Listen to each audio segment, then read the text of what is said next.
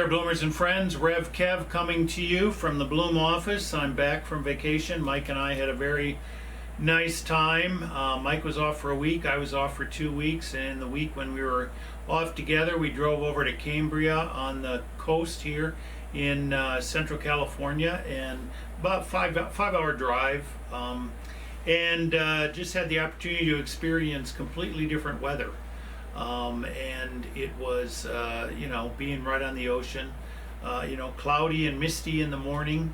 And even when we were driving home, we drove through fog, which haven't done that in a long time.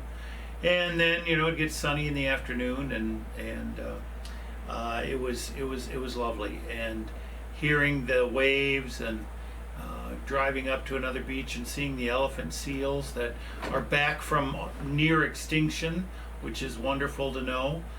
There's a colony that lives on a beach just north of Cambria. Otherwise, most of them are on islands. So this is one of the biggest colonies that's land-based of the elephant seals. So that was fun to learn about and to explain. A friend of mine wrote to me when he saw the picture that we posted on that, and said basically being at that beach is the only place in the world where he feels slender. And I can relate. But it's nature. Everybody. Remember this about our bodies and their bodies. It's all nature, and let's not be so hard on ourselves.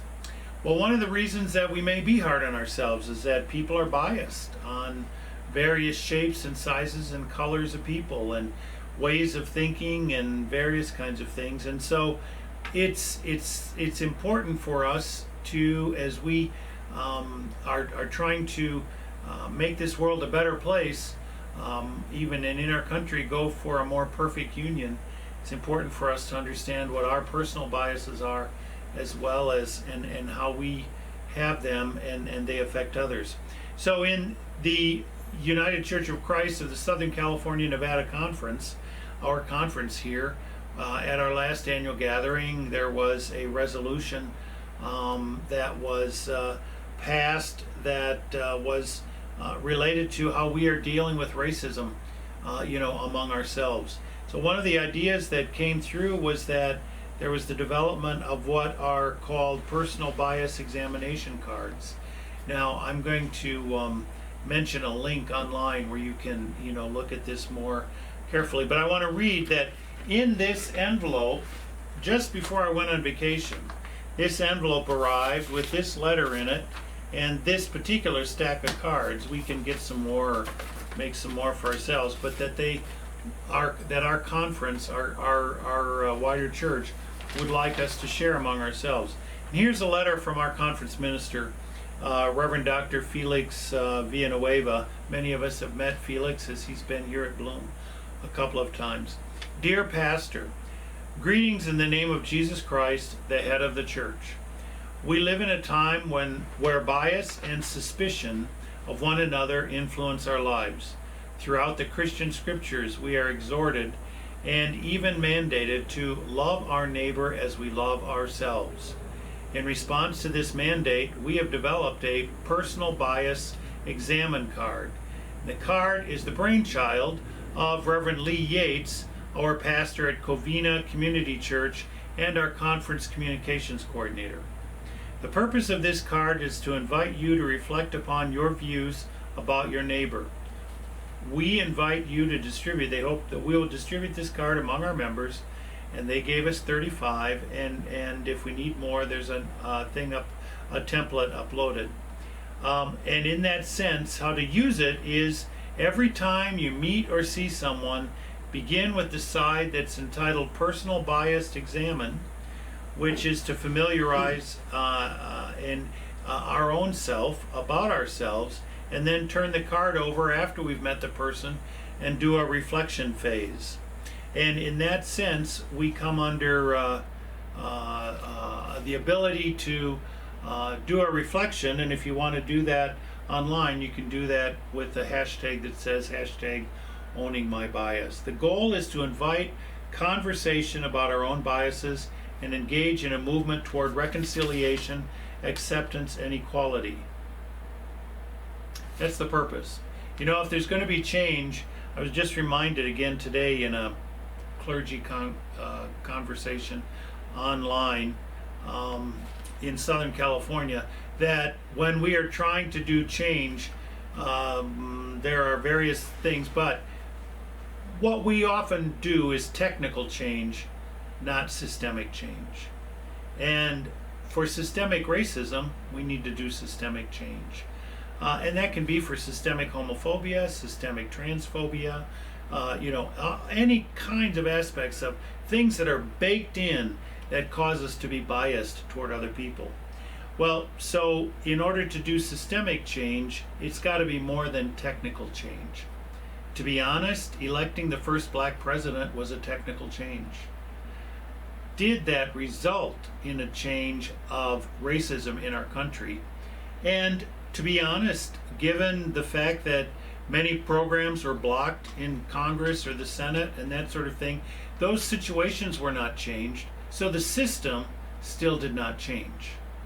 But we had a technical change and an inspirational technical change, but with our first black president. What we have when, in order for it to be systemic, it means changing those who are actually running the systems. And that's a whole nother conversation that we could have. But for now, we want to just talk in terms of our personal experience. So here's the 4 things to do that this would encourage us to do on the personal bias when we're approaching someone. Like if I'm meeting Russ on the street, I pause when noticing someone.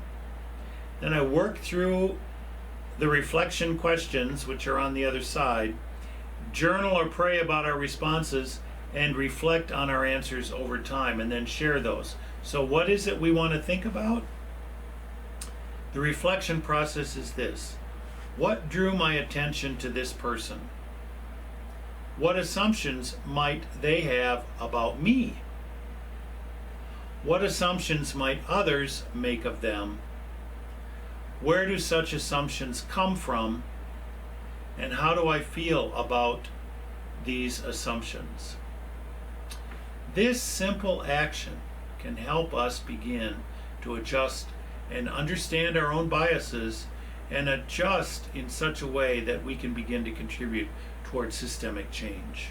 So we're going to have these available, and so you can watch for that coming from our leaders over the next month or so. And also, you can go to the Southern California Nevada Conference website, which is scncucc.org, Southern California Nevada Conference, United Church of Christ.org, scncucc.org, and you can find this bias card there and actually download it for yourself. And in that, just remember, what drew my attention to this person? What assumptions might they make about me? What assumptions might others make about them? Where do such assumptions come from? How do I feel about these assumptions? And then in that process, we come to the point of being able to own our own biases and for good or bad, deal with them. It's been good to know that I'm very grateful for the leadership and the preachers and so forth who were here while I was gone. It was good for me to be back with you last Sunday for worship. We'll be together again this week, and we hope that you will join us on Facebook Live, and if not then, by the YouTube recording that appears soon after that. We have a variety of musicians that are going to be a part of that. That detail is all in Bloom Notes. Please have a look there. So we're grateful to be with you.